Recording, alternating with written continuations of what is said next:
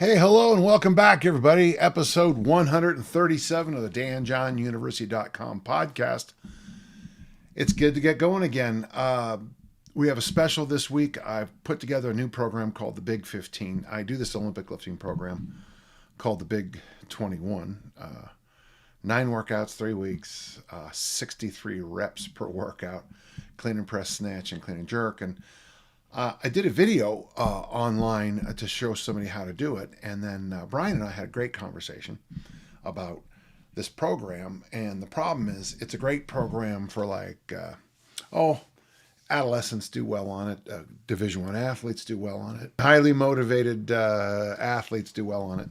But it's very difficult. So I streamlined it and played around with the numbers and came up with a variation called the Big 15. We also call it MOLD, Masters Olympic Lifting Development. And if you type in MOLD, capital MOLD, all caps, you get a big discount for the next couple of months. On Dan John University, you'll get 3 months for $29 as my gift to you for Brian reminding me how ancient I am, which is always funny. Yeah, so it's a good program. I am doing it, the entire thing on videos. We have an Excel spreadsheet. We have a basic explanation. It's good stuff. It's a good program. Every time I do something like this, now one thing, of course, when you finish it, there's this yes, I'm done with it. But each and every workout, there's these kind of wins that happen, and it's like, yeah, that's pretty good. That's pretty good. And that's what you want out of a program. People have asked me already, what do you do after the 3 weeks? Well, you go back to either a traditional training program, just use the workout generator, or you can do something like the transformation program, which is right next to it. I don't know how you'd miss it. And I think you might be able to pull this off for a while. Maybe 3 weeks of the Big 15, maybe a week or 2 of the workout generator, slide to something like the transformation program, and then repeat that. You might be able to get 2 good rounds with that. And Olympic lifting, I know, isn't for everybody, but if you do want to try it, this is a reasonable way to get involved. All right, so there you go. Mold, and that will give you a big discount on the site, and enjoy the program. I'm loving it. Between my travel and some other things, the weather, it's been interesting making the workouts get in, but it's a good program. I like it. Well, let's get started, okay? Our first question is from Ben. I am a health and PE teacher as well as a football and throws coach for over 20 years. I have tried to sift out good from bad information on strength training. I love your simple approach to strength versus bodybuilding. People love to say I'm simple. I always think that's interesting, but what do you know?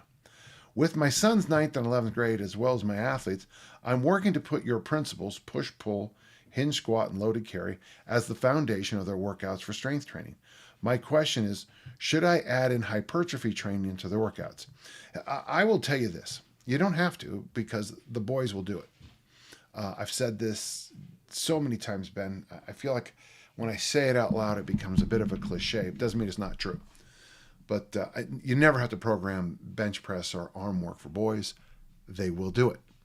They will do it. You could give them the hardest workout, squats and deadlifts and farmer walks, and you'll turn around and they'll be doing easy curl bars and skull crushers to get their pythons going. So you don't have to. What you could easily do. And I wish I'd have done more of this as a coach, but I didn't. I never, in 2 of the settings I coached, it wouldn't have been. I'm thinking in another one where I had to be just, the phrase hard ass. I just constantly had to keep an eye on things. It was Charles Dickens kind of thing. It was the best of times. It was the worst of times. I coach basically a group of you. The best U-shape, the best of the best, and the worst of the worst. And I didn't have a lot of middle. Most of my career I had more in the middle, and it's just kind of strange. So yeah, I wouldn't worry about it too much. I'm sticking to the foundational movements and the rule of 10 right now. For ninth and 11th, the rule of 10 might not work. I would think more Delorme's numbers, 15 to 30 each movement, as appropriate as you can do it. And that's only because of their youth. At their age, everything works, and your most important task is teaching them the correct movements, the fundamental principles of how we train, to teach them, the flexibility for things like the front squat, the overhead squat, how to spot correctly, all the movements you can. But the problem is my brain that has grown up with the bodybuilding model wants to pull me back in. Of course it does. I feel your method is more sound and efficient for building strength, and I want the best bang for the buck. If possible, I have a workout plan I put together I'd love someone to take a look at and see if I'm barking up the right tree. Well, Ben, I don't have the program here with me, but there's nothing new under the sun with training high school athletes, middle school, junior high, and high school athletes. It's been done well before I beat it to death in my books. Other people, I like your idea of push, pull, hinge, squat. I would stick more to the 25 rep range there. 5 sets of 5, 3 sets of 8, 3 sets of 10, 5 sets of 3, 3 sets of 5. Those will all be good. That was a good couple of weeks right there for you. And then on loaded carries, just try to do something every day. I did loaded carries in the warm-up period with high school kids. That just allowed us to get that kind of work in. It was a nice. I'm not a huge fan in performance in a warm-up. Sometimes in life you just don't have a chance to warm up in sports and in collision occupations. You're not gonna. Yeah. Hey, stop throwing those grenades at us. I haven't done my stretches yet. But so I did loaded carries in the warm up. We also did squat movements in the warm up, not the squat workout, but we did loaded carries and squats as a heavy mix in the warm up period because I knew those were gaps with all the athletes. I think you're doing fine. So do what you can do. All right. Thank you. Grame emails us. I checked out various YouTube clips and previous podcasts about easy strength and more specifically, even easier strength. This is more appealing to me due to the change in reps and switching exercises every few weeks. Yes, I'm one of them program hoppers. Shame on me. My question is around the weights used.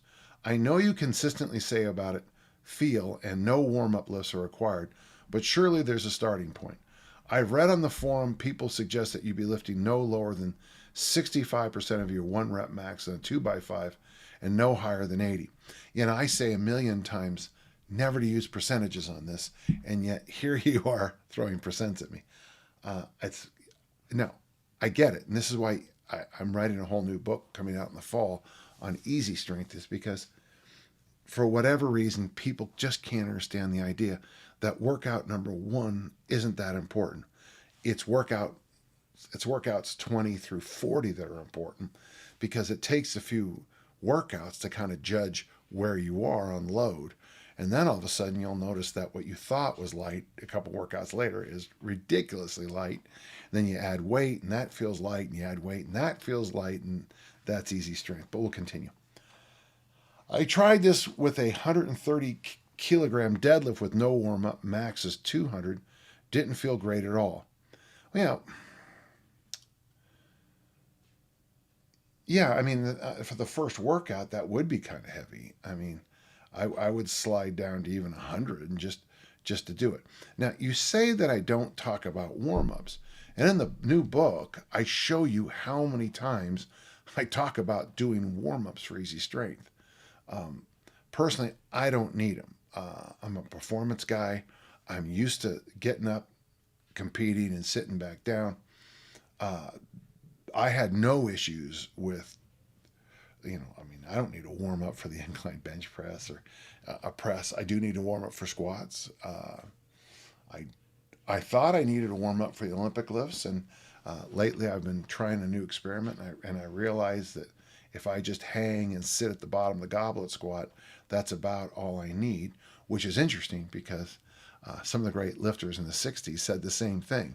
They would, and I've discovered that I don't know why I do all that warm-up stuff just doing light, like if in kilos, if I snatch 20, 40, 50, 60 kilos, I'm warmed up. The snatch warms me up. So, okay, that's a digression. I apologize. Your article uses 185 for 5 with your 1 rep max, 265. That's 70%. Oh, okay. That was a thick bar deadlift. The one you're talking about is a thick bar. So, thick bar, I mean, look at the load there. I mean, there's nothing on that. And yeah. That's 70% of your 1 rep max, and I couldn't imagine just knocking this out without a warm up set. Do you have suggested minimum maximum ranges for even easier strength? Yeah, you need to, if you read the actual even easier strength, I spell out warm ups and I tell you exactly what to do for every single workout, basically. But you have to just look where it says warm up there, where it says goblet squat. I think it says 1 Turkish get up, and it's like 75 swings. I mean, that's a warm up. Your body will be warm, and then the first day you're just playing around with weights. And I always suggest going lighter. I feel like you and I need to sit down again and go back just to the basics of what easy strength is all about. And that's why I'm writing this book. When I get people who say they don't have success with easy strength, very often it's a 1-sentence thing. Well, I didn't have any success with it. And then that's it. That's all they're right. And I'll say, well, why? And anytime I get feedback, it's always because, well, for one thing, number one, pick 5 lifts and they'll see and they'll have 12. Don't do any more than 10. And I'll say a set of 5, set of 5, set of 5, set of 5, set of 3, set of 2, set of 1. Well, where was the easy strength in that workout? It's a radical departure from what you people post Arnold think about. But anybody who trained before the bodybuilding era showed up, this is how the way people used to train. One of the things guys used to do back in the day is if you're going to do like 12 exercises, they would do, their warm-up would be to do a light, maybe set of 5 to 10 of every single exercise they were going to do that day, and then put that light weight down and then do the workout. I think there is a kind of brilliance to that. I'm just riffing here a little bit, but there's a bit of brilliance to that. So if your workout is going to be clean and press, snatch, deadlift, and front squat, you would take 30 kilos and do all of them back to back to back to back, kind of what I call a complex. And it's interesting because when I added complexes to high rep squats, which is of course the base of the book, Mass Made Simple, that's when my athletes really started really gaining mass. I was about to say the easiest, but the most obvious mass building program we ever did.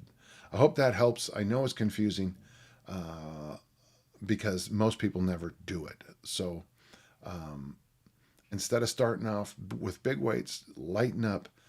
Give yourself 2 weeks to build up to appropriate numbers. Give yourself 5 weeks to build to appropriate numbers. And then I think you might see a different result. Thank you. We got a question from Gerald. This is a different question. And in fact, I had to walk around the house a little bit.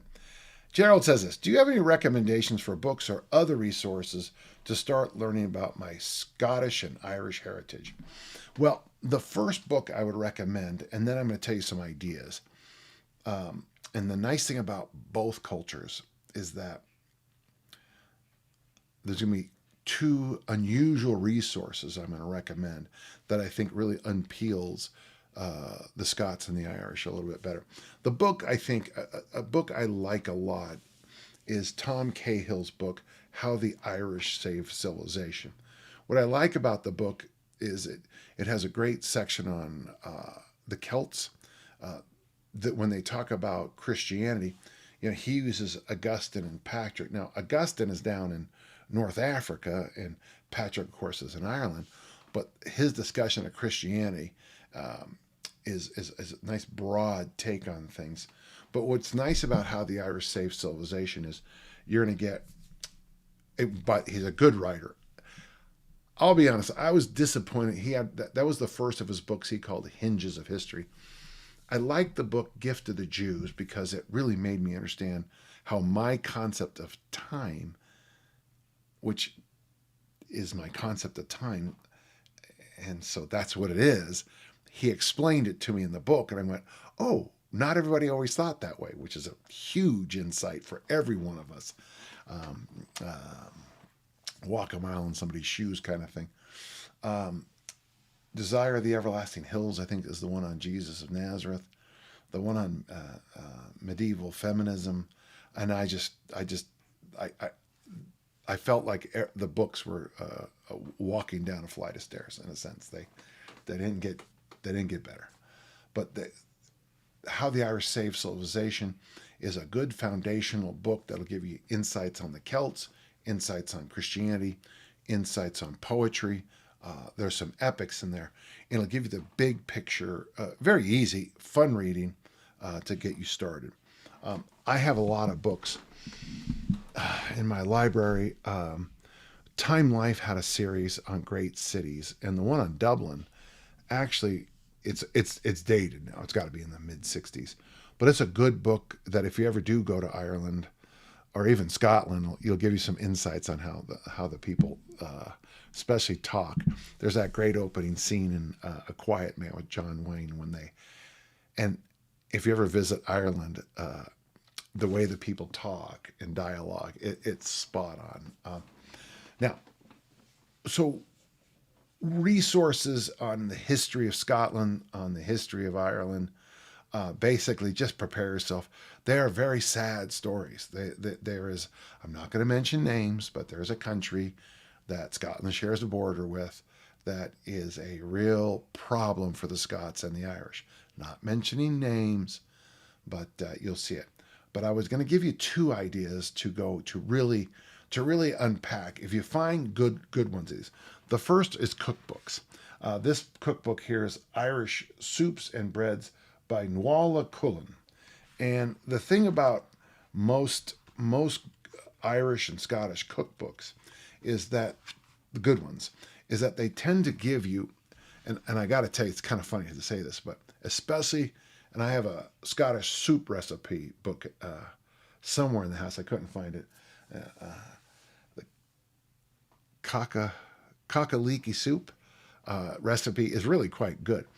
In the Irish, there's a lot of root vegetable recipes. I find the recipes extremely healthy.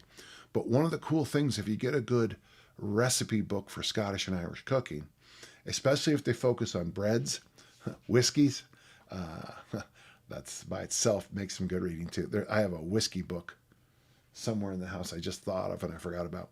That is one of the better ways to study both Irish, Scottish, and then of course Canadian and American bourbons and whiskeys. But it also tells you how everything kind of links together historically. The influence of a whole bunch of events historically, which gave rise to things like Jack Daniels and some of the other stuff. It's really fascinating history. The other place in both cultures I would like you to look at. Now, there's lots. I mean, obviously the Scots and the Irish are some of the best authors and scientists in history, but they're also some of the greatest poets. This is a Dover Thrift edition. If you look up Dover Thrift, I love this book. Now, I got this book for, I want to say I got it for 99 cents. But now I saw online it's $3. And I'm like, holy cow. But the Dover Thrift, this is Irish verse, an anthology. And it goes deep. It goes back from it starts off with the Anonymous, and you've got stories about, Pangerbon the cat, which is one of my favorite poems. We don't know the author's name, but we know his cat's name, which is kind of fun. Pangerban. It's got poems about the Northmen attacking, and it takes you all. This book, I think, gets you up into the 60s. I think, yeah, just into the 60s. Irish poetry and Scottish poetry sometimes tie right over into lyrics of songs and things like that. And so maybe in just a few, it would be a fun thing for you to do. Like let's, like stage one, read How the Irish Saved Civilization. Get yourself a Scottish soup making book. Make yourself some soup and make yourself a nice thing of bread, and read a poem, and you're going to learn a lot. Be wary of the internet when it comes to Celtic stuff, because Celts, the ancient people, because a lot of it just isn't backed up by science. I will say one thing. I've taken the great courses. It's an online college, and I've taken the great courses. I've taken both. Oh boy, Irish history, and then another one called the Celts, and a couple others actually. I think the one on the Celts really might be worth your time. The Celts will give you the foundation for the Scots, and the Irish-ish. There's so much more to history. I mean, everyone loves straight lines, but just like genealogy, you don't have a family tree. You kind of have a family bramble, bush, explosion. It's never as nice as you would hope and pray it was. I hope that helped. And actually, I thank you for the question, because anytime I pull this book out, I find myself sitting there for a few minutes going, that's beautiful. I've never heard of this author. Oh, that's lovely, So there you go. Great question. I appreciate it. We have a question from Costa. I have a female client who's very small and not very athletic. She is able to do the presses and get-up variations, squat variations, and deadlifts. No swings, cleans, or snatches.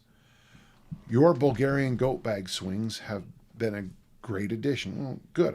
I'm glad to hear that.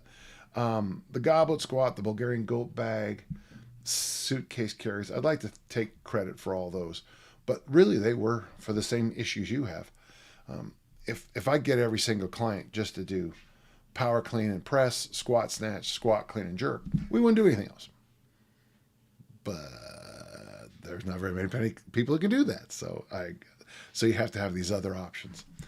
I have her deadlift with two hands and catch the weight like she's about to perform a goblet squat to get to the rack position.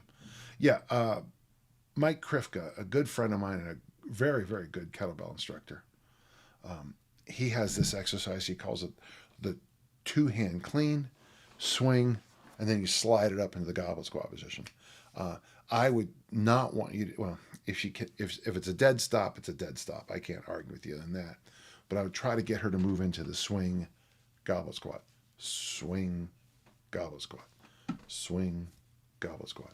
It's a great little drill. I didn't think much of it until I did it, and I realized that was a gap in my personal teaching. And I don't like gaps. This works for up to 12 kilos, which is her swing and sort of max squat weight. For those of us with clients who may be older or have some compromised physicality, do you have any suggestions for some alternatives to some of the ballistic movements? You didn't give me her age, but that Krifka two-handed clean is kind of a nice gateway to ballistics, because it doesn't have to be a very big swing at all. It's almost so. I mean, depending on how you pick it up, I'd like you to do it a certain way. Obviously, I think everything's a swing with kettlebells, but if you just had her pop it back a little bit, that's all the momentum she would need, and then go vertical and do the slide. But if she's struggling with the grinds, and at 12 kilos, she's doing fine, but there's going to be a lot of progression from here. Keep with the grinds until the ballistics maybe unpack themselves. One day it'll be like, oh, and you'll see it sometimes. Somebody who's struggling like after a surgery or an accident, auto accident, they're grinding one day, and it just seems like one day the shackles come off and they're fine. I don't know how well I answered your question, Costa, but let's do this. Keep grinding away with those basics that you're doing. Maybe introduce the Krifka clean, and then just give it a little bit more time, and just keep talking and keep showing where the progress is. And I won't be surprised if one day, boom, we're there. Progress when it comes to ballistics is not linear. There tends to be a a slow kind of, long haul. And then usually people suddenly say, oh, I got it. Like teaching when I teach people the Olympic clean, and it's terrible, terrible, terrible. Oh, that's what you mean. Boom, got it. So hope that helps. Thank you. We have a question from Carl. Does the theory of building your strength base as much as possible at age 16 to 35 and doing bodybuilding inspired work at 36 and beyond apply if one has been a couch potato only with a somewhat physical job in the past? Should I build up my strength first and worry about the bodybuilding aspect later? Oh, I'm sorry. This is Carrie. I'm sorry. I didn't see the I. Okay. So Carrie, thank you. And that actually changes things a tiny bit. Carrie, my solution to almost all women's issues in athletics and in the gym is to get stronger. Because as you get stronger, and I talk about work capacity all the time, if all you have is a thimble full of strength, that's every other quality is inside that thimble. If you have a keg of strength, every other quality is inside that big keg. So yes, Carrie, let me just say this kind of like definitively, yes. Get stronger. Get stronger. I don't think there's any question about that, because getting stronger is also going to help with the hypertrophy work you're going to want to do. But what you'll probably find is as a female gets stronger, the hypertrophy things take care of themselves. The body composition situations take care of themselves. Yeah, I hate to be so simplistic, but getting females stronger has been a pretty good solution for a lot of problems. Okay, hope that helped. Thank you. Another question in a similar vein. Kelsey says, my husband has been a student of your methods for a long time. So maybe you can help me too. I would be honored. I'm a 29-year-old lifelong equestrian looking to lose about 25 pounds of body fat. Can you recommend a strength and conditioning program that I would aid in my riding as well as fat loss? Well, basically, join Dan John University and just do easy strength for fat loss. I lost 16 kilos, 36 pounds, I would say effortlessly last year. But the truth is, it was effortlessly. I basically, it comes down, you do 4 or 5 exercises, and then you walk out the door and you go for a walk. And I do it fasted because I think that's the right way to do it. And I would suggest like eating more vegetables, more fermented foods, because that helped me so much. And if you got an issue, you're gonna have to you have to cut out something. Beer probably is a good idea to cut out. Whatever. Let's continue. I should also mention I am a type 1 diabetic with hyperthyroidism, and I have struggled with weight loss for a while. Okay, so make sure your medical intervention is spot on. This is going to sound crazy. There's almost an advantage now in being a type 1 diabetic. I was just with someone the other day. They have that patch that does the sugar testing, the insulin testing. So what the person was telling me is that they know exactly what every food does to them. This person was playing around with single foods. They would eat food A, and then so they would have 3 apples or whatever, and then and then just look at the phone and see what 3 apples did to them, and then 3 bananas would be like, whoa, that's a direction I don't want to go in, and then eat cereal and go, ooh, that's a direction I don't want to go in, and then eat something else and be like, huh. And they were able to kind of figure out the foods that trended them to a better body composition. And I thought that was pretty cool. And I'm pretty sure that's the future of nutrition, is how we relate to those things, to the foods individually. I want to make sure your medical group is behind this decision. I know that there are really, in the last few years, I know in type 2, but in type 1, there is some new stuff out. Obviously, this magic device that, talks to your cell phone is pretty cool. But there's some other new drugs that should assist you in the whole program, to help you with the other issues. Okay, and then the other one. And also, unlike my husband, I am not in love with the iron or lifting.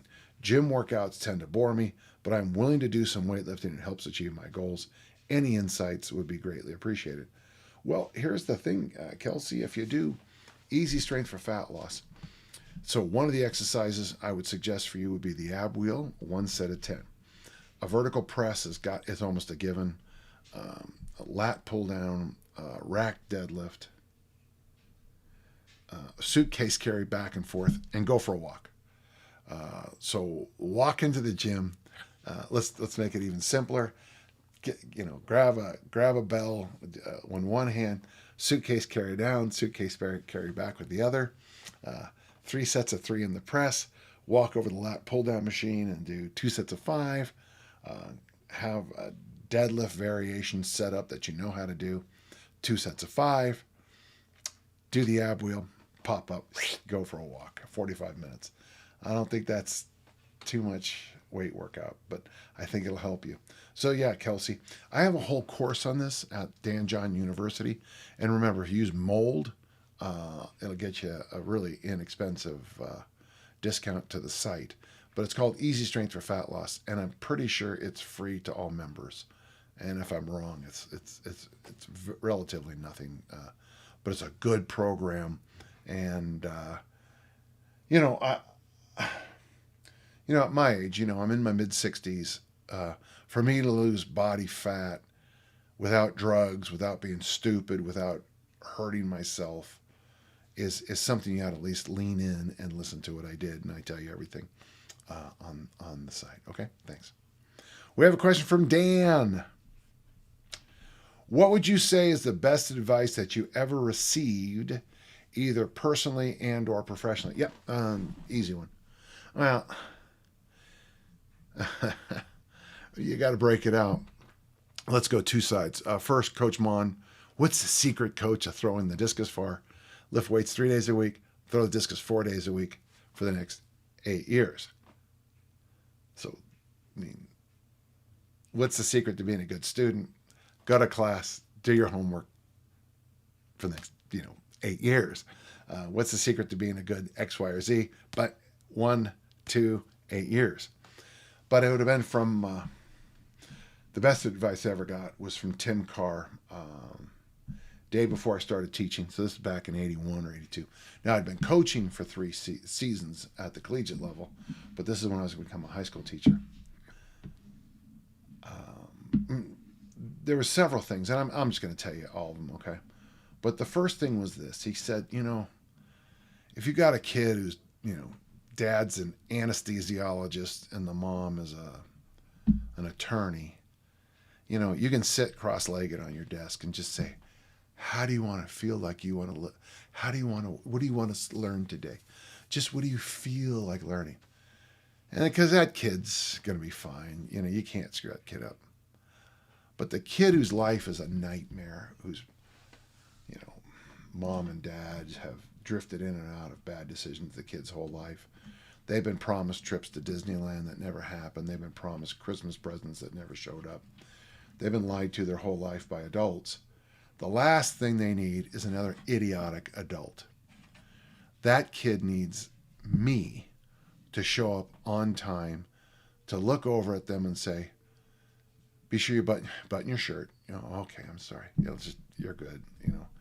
They need me to say, today we're going to do this, this, and this. I need to show up on time every day. I need to be a leader in what I wear in my demeanor and how I speak and how I talk to others. I need to be the role model to that kid that not every adult is I was about to drop the F-bomb there, an idiot. Wow, I took that pretty serious. Changed my whole approach to teaching. I never taught for the rich kids, and I had them. Oh, I had kids. I had a student who got $10 million for turning 18 years of age.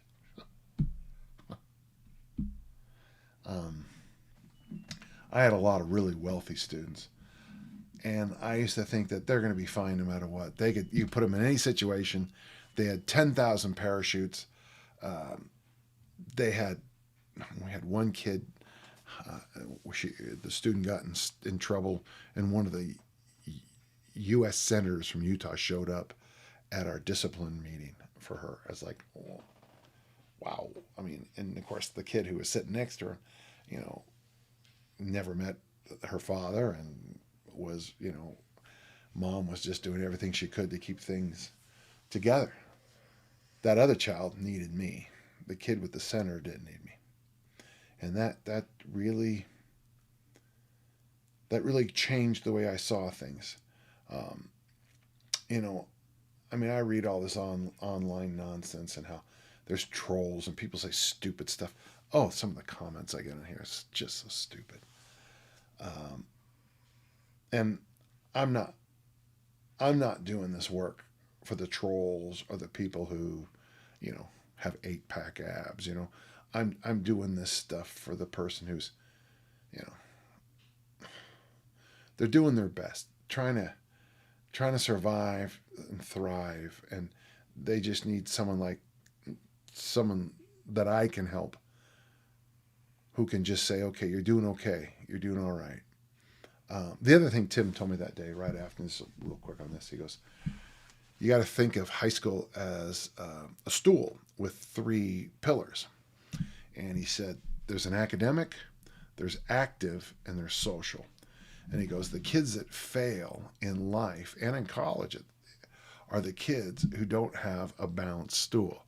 So, and I was talking about this last night we went to dinner, and Mike Brown and I were with Zach and Tony, and we were talking about, these people I've met in my life who've gotten these high academic achievements, especially in high school, who just flounder in life. I was thinking about one person I knew from my high school. All academics, all day long, nothing else. Went off to Cal Berkeley, and did fine, but will never really become anything in life because there's no... My favorite students when I taught were the kids who got pretty good grades, but they were also like the techies at the school play, and they're the ones who set, they put up all they built the set, and maybe that was the one kid I can remember. He was also, he was the head of the chess team. He was a techie. His grades were solid, and I kept thinking to myself, this kid's gonna be fine in life because, he had such an interesting little high school experience. That's why I've always tried to get kids, if you don't know what you want to do in high school, run cross country. Cross country is a great, athletic thing, but you hang around usually pretty smart kids, and you have experiences, and you're going to have a very balanced stool in life. Oh, and there's the other kids, the boys who always thought that they were just going to school to become, professional athletes. And it's like, that's only a one-legged school. And there's also kids who just have one leg in social. None of them do well. The kids who do well have the balance. I don't know how balanced I was. I was very athletic. I was in Model UN. High school, I did volunteer for a lot of things. I did a lot for my church and community. I played football. I wrestled. I did track and field. Did soccer and basketball in the summer. Socially, I had friends. I never dated. But I think I had an okay enough social life because of my family and my network of neighborhood friends. But I do wish I'd have done things like go to prom and dances and stuff like that now. I didn't then because of very good reasons that I'm not going to share here. But that's the best advice I ever got. All right, thank you. Ben has a very, very long question. Let's see what we can do. Ben, last year I overhauled my training regimen after listening to your phrase, runners should run and throwers should throw. No, actually the phrase is runners run, throwers throw, sprinters sprint. A few times when the penny dropped. I practiced karate, but was also trying to build up to a half marathon runs and chase larger weights in the gym all at the same time. This led to my karate suffering, tiredness from overtraining, and too many injuries. Ben, you're not the first person to go through this, and good. You're not going to be the last either. So now I train karate 30 to 60 minutes, 6 days a week, with 3 days moderate compound lifting and 3 days running or jogging a couple of miles. My body feels better and life is good. I'm trying to get my brown belt, but to do this, I need to master some more technical kicks, which seem restricted by general tightness in my hamstrings and hips. I'm 35, so I have learned the hard way to warm up and cool down properly, but my sensei says to do more stretching to improve, but the internet is full of yoga, foam rolling, and static stretching, flexibility, and range of motion videos, and I have no idea where to start. Any books or stretching routines you or your athletes have followed that you would recommend? Yeah, first off, Original Strength. I think Original Strength, Tim Anderson's Original Strength, has just been an absolute game changer for us. We work mobility there. Now, you're talking about specific hamstring flexibility. So if you go to my YouTube channel, look for Romanian deadlift stretch. Basically, you're going to put a weight behind your butt. You're going to let your shoulders dangle, hang, so you're, squeeze your armpits, shoulders back, and all you're going to do is push your butt back and drive your shin forward. I think the hamstring is best stretched in the bow and arrow position. So that's where your chin is as far ahead as you can, your butt's as far back, and your bowstrings are the hamstrings. Just go to my YouTube and just look up things like fold, F-O-L-D, hinge, H-I-N-G-E, and I think you're going to find a lot of stuff on hamstring flexibility. Having said that, if that's still not enough, you're probably going to have to do some kind of long passive holding where you alternate total relaxation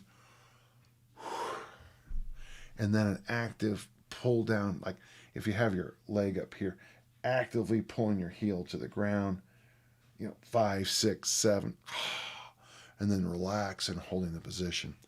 But let's see how far we can get with just the basics. And by the way, I think that jogging you're doing is going to be tightening up those hamstrings. So,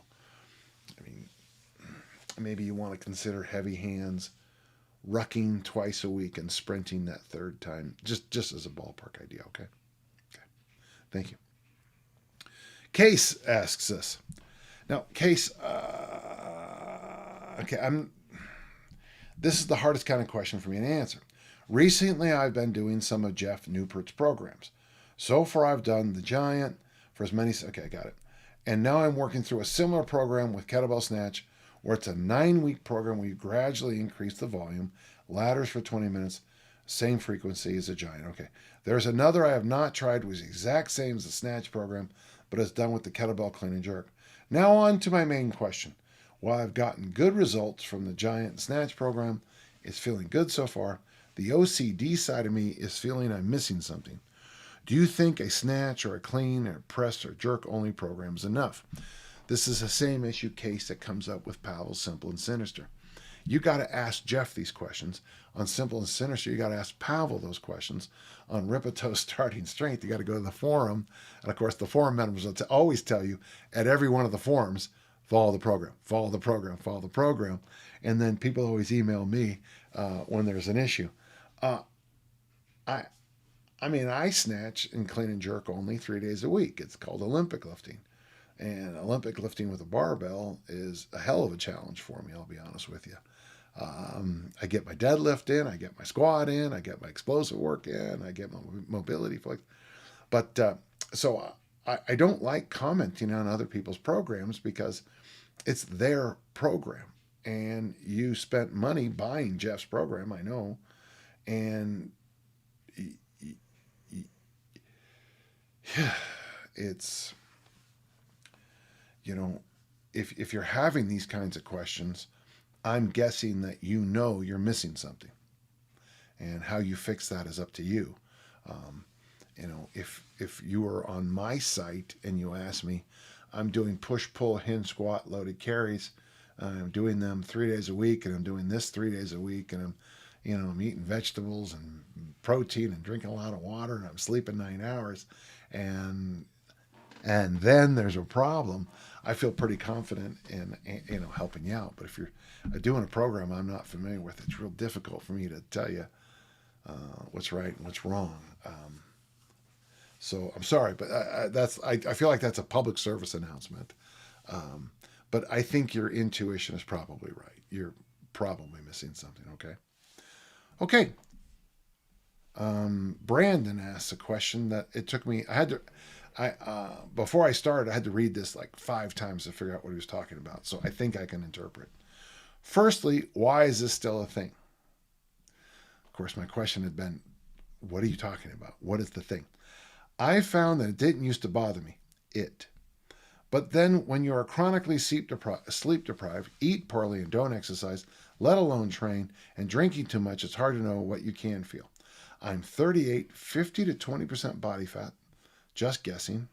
Then let's slide it up a little bit if you're just guessing. Train regularly 3 to 5 times a week, eating 100 grams of carbs or less every day, mostly meat and veg, and sleep as best I can. But in the last several years, I've not managed as well to adapt to, finally, the daylight savings time change. I don't need the extra daylight in the evenings. I'll take it in the mornings, please. I'm in bed by 9 p.m. Thoughts or ways to manage changing sleep habits to adjust to this outmoded system. Well, here in the United States, we are going to go back and get rid of it. Personally, I've never been a fan of daylight savings time. Though as an American football coach, I did like it in the fall because we got an extra hour of sleep mid-season. And I don't know if my athletes needed it, but I needed it. And in the spring, it's always kind of fun, that first week where you come home and the sun's still out, and that's kind of nice. Here in the States, I think we're going to get rid of it. If the United States gets rid of it, many countries on the planet have moved away from it already. I think you'll see. Most countries changing. I understand why we do it, but after I spent time in some of the more northern countries, and it's interesting to say this, but Ireland's more north than you think. But like Norway and Sweden, where they have that radically different schedule of the sun, and they well, if school starts at 9, school starts at 9. If school ends at 5, it ends at 5. It doesn't, you just suddenly everyone just kind of adapts like big kids. So I don't really do much to adapt to it. The time change happened while I was teaching a cert, and we actually spent extra time talking with everybody to remind them. And it was clear on Sunday morning that the hour change had been an issue. It was clear, but we do what we do. Of course, I have a grandson. I got 2 grandsons and a granddaughter, but my 11-month-old grandson, he doesn't understand it, and he just lives on the schedule he's on. So I applaud. I personally am a fan of getting rid of it because I get tired of adjusting every clock, and I always seem to miss one. The other day in the gym, I'm working out, and it's like, and I was an hour in the wrong way. So there you go. I hope that helps. Well, that's it, folks. Another episode done, and a reminder for that big discount, type MOLD, MOLD, Masters Olympic Lifting Development, and you'll get the site for $29 for 3 months, which is a heck of a good deal. And if you do have questions here for me, email them to podcast@danjohnuniversity.com, and I'll do my best to answer each and every one. And until next time we meet, let's all keep on lifting and learning, okay? Thank you.